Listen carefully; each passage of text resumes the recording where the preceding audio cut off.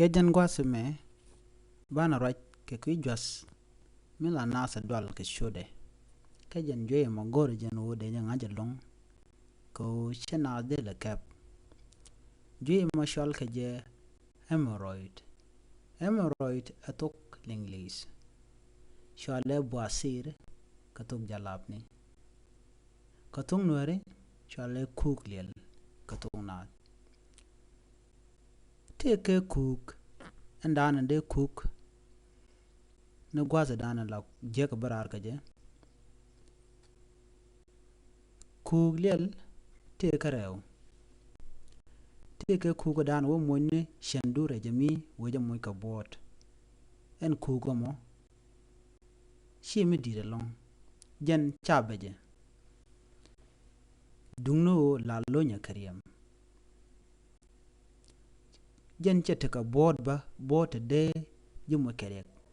Dungdo la lonya gwaza dana ngora Kennedy. Namo jen cook liel andana treje mi la jamoja ka bot ki la pot de beja pot ki beja dot mishu wirar beja moch kamen chalku ibriyam babarar kaja. En cook liala dodien shanan danan tarar. En shanan tarar la jamoja ka bot. Kajan la beche long ko terar. Te toshina ran. Gwada la jek tin chipoin ka lok abarar kaja. En cook lial ki hemorrhoid ki boasir dwal naat kaja ka gore je de jangaj.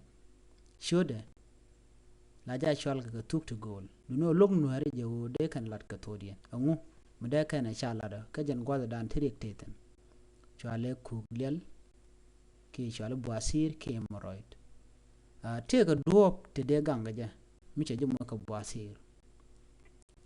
Boasir kabde jane chikone gwij ka kabnyam kana kabra ode. Kabnyam moja ne shannan tereje mi beja mot be moy ka bot ki beja pot kan gwasa mo bete kariyam mi bulon batten namo manyam rewde atuk shinaman tarar beja moy ka bot ka be beja long alo chaje yorar tato akanten kon tin to kanyam kajen kuglial ki amroy ki boasir.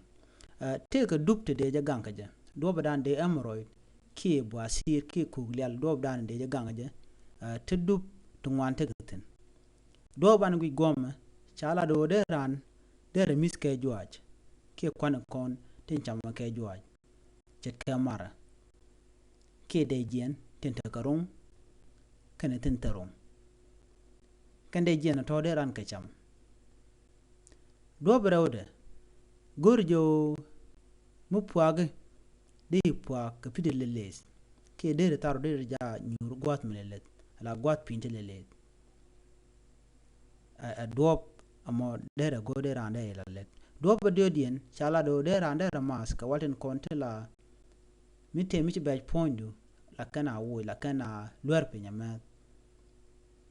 de mat ka walten konen changun a doctor ko de kan bejde de kan yot pin. En kuglial shi mi de tai ko jan ador mi de jinak ke de mo kerek mi ken yangaj